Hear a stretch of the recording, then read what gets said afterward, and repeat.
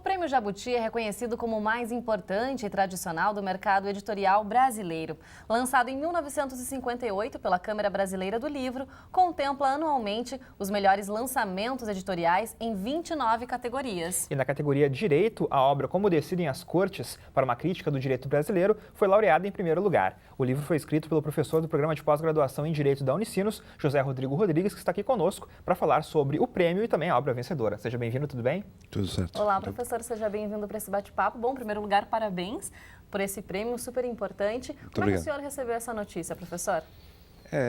Enfim, com uma certa surpresa, né? Fiquei, claro, muito satisfeito. Enfim, é um prêmio importante que tem uma grande visibilidade para o nosso trabalho, né? Para o meu trabalho. Mas foi surpreendente porque eu sou um autor relativamente jovem, né?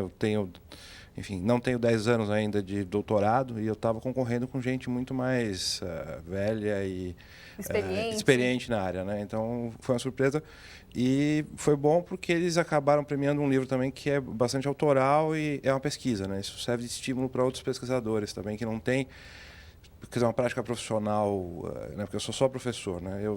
Enfim, como se diz, né? E as pessoas perguntam, o senhor dá aula e trabalha também? Eu falo, não, eu só sou professor, eu não trabalho. Como se isso não fosse já um grande trabalho, né, professor? Como eu só sou professor e só pesquiso, quer dizer, esse prêmio é extremamente importante para dar visibilidade para esse tipo de atividade também. E você já tinha ganhado os prêmios também anteriormente, ou o Jabuti foi o primeiro que começou já com esse grande? Eu acho que esse é o único que tem na área do direito, então eu ganhei o único prêmio que existe. Acho que seria importante até criar outros estímulos, né? Porque principalmente as obras monográficas acabam ficando mais escondidas, né? Teses, dissertações e textos mais extensos e mais densos como esse que eu escrevi, né? Apesar de eu ter usado uma linguagem, eu acho que isso é um esforço que eu fiz de ser claro, né? Eu tento ser claro o tempo todo e tento atingir também um público que não é especificamente formado em direito, né? Tem toda uma linguagem específica, né, professor? Eu gostaria que o senhor falasse um pouquinho sobre essa obra, então, aí que envolve um compilado de textos. Conta pra gente como é que surgiu a ideia de dar vida, então, a esse livro. Enfim, esses textos todos nasceram em sequência a partir do que eu pesquisei após o doutorado, que eu terminei em 2007. E a ideia um pouco foi discutir a qualidade das decisões judiciais, né? Porque a gente está muito preocupado com o judiciário ultimamente, mas principalmente com a rapidez, celeridade, eficiência, né? E pouco se discute a qualidade da argumentação. Então, o que eu fiz nesse livro foi isso, foi tentar discutir um pouco a qualidade da argumentação, entender como as cortes se organizam institucionalmente. Então, eu mostro que existe uma ligação entre o modo como as cortes votam, que é por placar, por maioria, né? Então, você pode ter, enfim, no Supremo Tribunal Federal, por exemplo, uma votação unânime, 11-0, né? Só que cada juiz vota individualmente e fundamenta individualmente o seu voto. Então, eu tiro consequências disso, mostro que as cortes se comunicam com a sociedade mais pelo placar do que pela argumentação propriamente dita e discuto um pouco o que isso significa no nosso contexto, principalmente a quantidade de usos de argumentos de autoridade que acontece no Supremo Tribunal Federal e em outros tribunais também. E a questão da velocidade também entra nesse trabalho, também a velocidade do júri, não foi uma questão... Não, eu fiz questão de deixar de lado, porque isso já está sendo tratado por outras obras, né, e eu quis focar na questão da qualidade argumentativa, basicamente. E para a área do direito, professor, qual a importância desse tipo de avaliação crítica, então, que o senhor fez no seu livro? Enfim, o incômodo que eu sinto com isso é um pouco, quer dizer, as cortes brasileiras, elas agem mais ou menos assim, quer dizer, quando você ama alguém, né, você não sabe dizer por quê, mas é porque isso é amor, né? Quer dizer, você ama e é uma coisa irracional. Mas quando você decide alguma coisa, você precisa explicar. Numa democracia, né, ainda mais quando envolve interesses altamente relevantes, você precisa explicar, você precisa justificar. E essa justificativa faz com que a decisão seja melhor aceita, né? Quando alguém fala, eu não te amo, só te resta dizer, bom, infelizmente não vamos terminar essa relação. Mas quando se trata de uma discussão na esfera pública, não.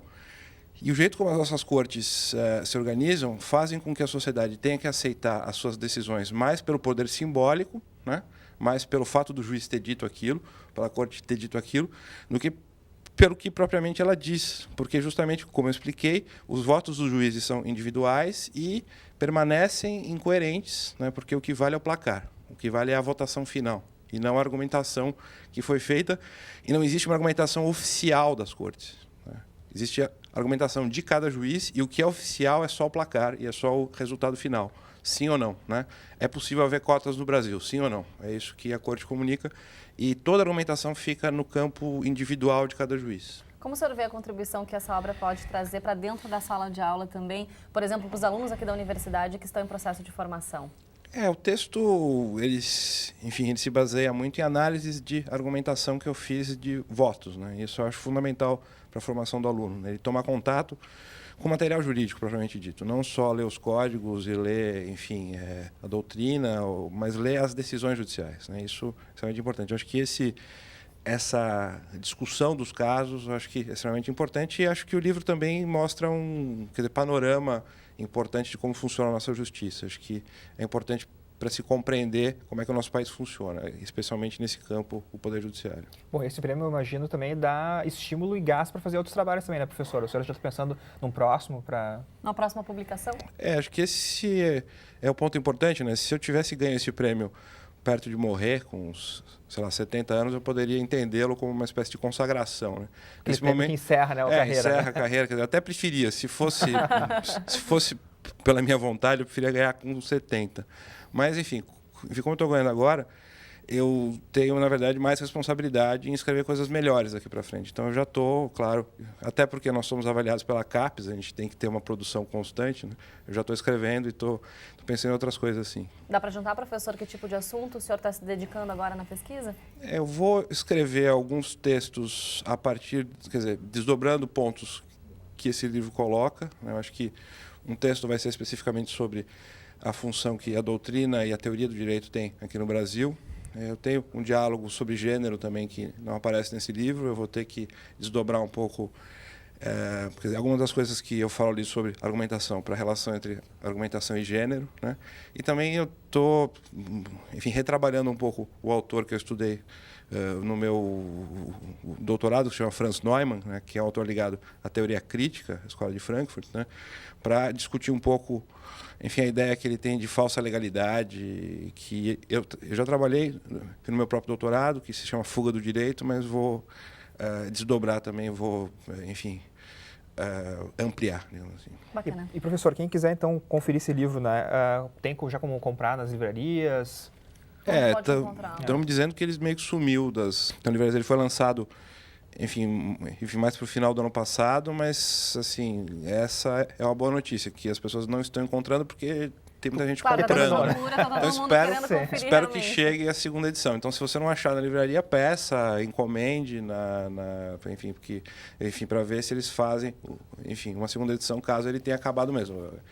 A notícia que eu tenho é que está difícil de achar, né? Tá certo, professor. Bom, a gente tem o site, né, Rodrigo, para quem quiser conferir também os outros vencedores do Prêmio Jabuti. A gente sabe também que tiveram professores aqui da universidade também contemplados. Sim, Lenny Streck, por exemplo, é um deles, né? Exatamente. E prêmiojabuti.com.br, então, é o site vencedor das outras 28 categorias, então, do prêmio, dá para conferir nesse site. Isso mesmo. Bom, professor, parabéns novamente pelo prêmio. Boa sorte aí, sucesso para o senhor no futuro. Obrigada. Tá bom. Eu que agradeço vocês. Obrigado. Obrigada. Valeu.